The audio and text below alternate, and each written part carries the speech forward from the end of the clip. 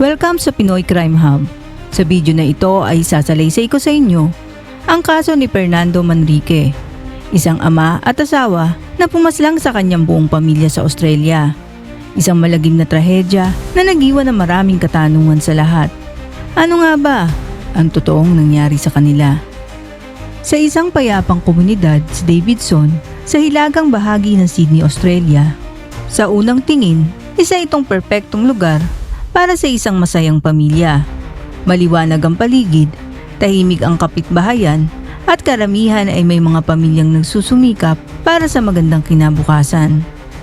Ngunit noong October 2016, niyanig ang buong bansa ng isang malagim na trahedya na nagmula mismo sa loob ng isang ordinaryong tahanan. Isang ama, si Fernando Manrique ay nagplano at nagsagawa ng nakakasindak na krimen laban sa sarili niyang pamilya. Isang kwento ng pag-ibig na nauwi sa pagkawasak, isang ambisyon na nauwi sa pagkakalugmok, at isang lihim na pag-ibig sa ibang bansa na tila nagtulak sa kanya sa pinakamadilim na desisyon ng kanyang buhay. Si Fernando Manrique at ang kanyang asawang si Maria Claudia Lutz ay parehong galing sa Colombia. Noong taong 2000, lumipat sila sa Australia na may malaking pangarap, ang bumuo ng isang magandang kinabukasan para sa kanilang magiging pamilya.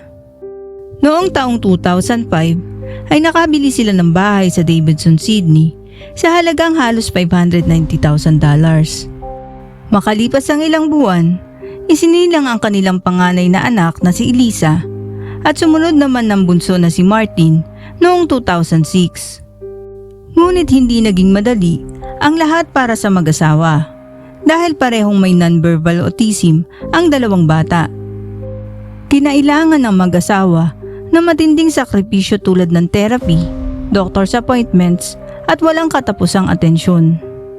Si Maria, na isang abogado, ay piniling tumutok muna sa pagpapalaki at pag-aalaga ng kanilang mga anak.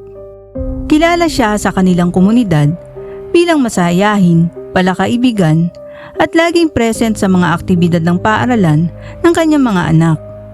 Samantala, si Fernando ay naging matagumpay sa kanyang karir. Isa siyang IT executive na kumikita ng halos $300,000 kada taon sa Fuji Xerox. Dahil dito, nagkaroon sila ng maayos na pamumuhay.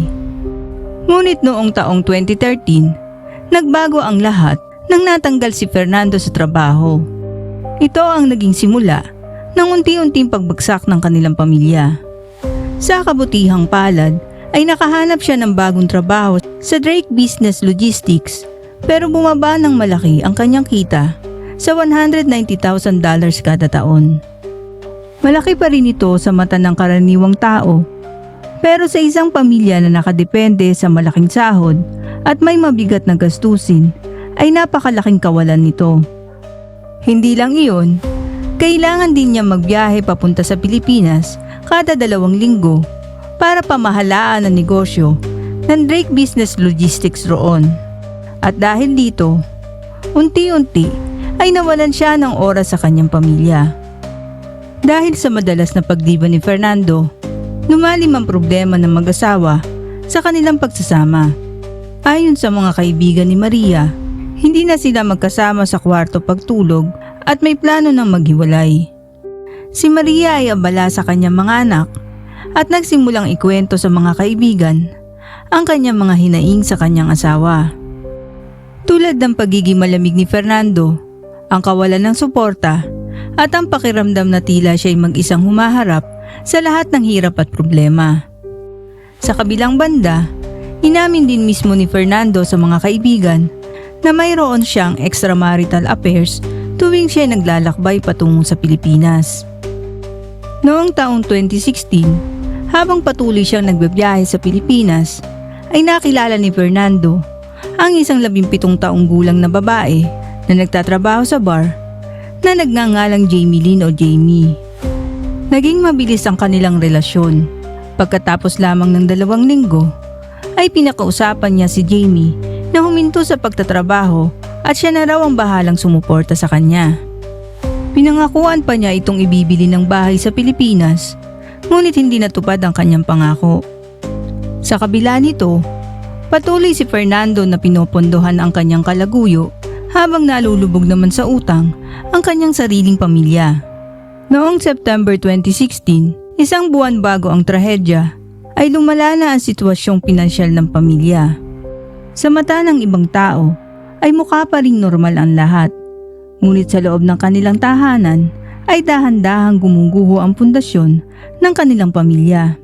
Noong August 2016, nagkaroon ng insidente sa eskwela kung saan hinimatay si Martin dahil sa kanyang gamot. Dahil dito, tinawagan ni Maria si Fernando sa trabaho. Ngunit sinagot lamang niya ito na abala siya sa meeting. Ito ang naging huling dagok para kay Maria at sa galit at sama ng loob, sinabihan niya si Fernando na umalis na sa kanilang bahay at nagplano na rin siya mag-file ng divorce. Ngunit nagmakaawa si Fernando na manatili muna sa kanilang bahay ng ilang linggo habang naghahanap ng matitirahan. Sa panahong iyon, bigla siya nagpakita ng effort bilang mabuting ama at nagbago ang kanyang asal at umasda na para bang Father of the Year. Ngunit sa likod ng lahat ng ito ay may lihim na itinatago si Fernando. Ilang araw bago ang insidente ay umorder siya ng 2 cylinder ng carbon monoxide mula sa isang gas company. Ang gas na ito ay walang amoy, walang kulay at nakakamatay. Gumawa siya ng sistema ng tubo sa kisame ng kanilang bahay upang kumalat ito habang natutulog ang kanyang pamilya. Noong October 17, 2016 ay hindi pumasok sa paaralan ng mga bata. Dahil sa pag-alala, nagsagawa ng welfare check ang pulisya. Doon nila natagpuan ang nakakasindak na tanawin, si Maria na 43 taong gulang at ang kanyang 2 anak na si Elisa, 11 taong gulang, at si Martin na 10 taong gulang ay natagpo ang wala ng buhay sa kanilang mga kama. Katabi nila ang alagang aso na si Tequila na nakaranas din ng parehong trahedya. Sa unang tingin, para bang mahimbing lang silang natutulog. Ngunit ang katahimikan ng kanilang mga mukha ay bunga pala ng isang nakakamatay na gas na pinalabas sa loob ng kanilang tahanan. Sa hallway ng bahay ay nakahandusay ng nakadapa si Fernando, 44 na taong gulang na ama ng pamilya at may gawa ng malagim na krimen. Ayon sa postmortem, lahat sila ay namatay sa pagkalason sa carbon monoxide na sobra-sobrang nakakamatay. May mga teorya ang pulisya na baka hindi naman balak patayin ni Fernando ang sarili. Posibleng plano niyang tumakas papuntang Pilipinas at makisama sa kanyang kalaguyo. Ngunit ayon sa isinagawang investigasyon, maingat na pinlano ni Fernando ang lahat. Umorder siya ng 2 malaking cylinder ng carbon monoxide at pinadala ang mga ito sa isang kaibigan upang hindi mahalata ang kanyang binabalak. Bago ang gabi ng krimen, ikonekta niya ang mga tubo at itinago ang sistemang magpapalabas ng gas sa buong bahay. At nang sigurado na siyang mahimbing nang natutulog ang kanyang pamilya, ay doon niya pinalabas ang nakakalason na hangin. Sinira din ni Fernando ang kanyang computer at hard drives at wala siyang iniwang plano para sa pag-alis ng bansa. At higit sa lahat, wala na siyang kontrol sa kanyang buhay dahil parehong bumagsak ang kanyang karir, pamilya at pinansyal na kalagayan.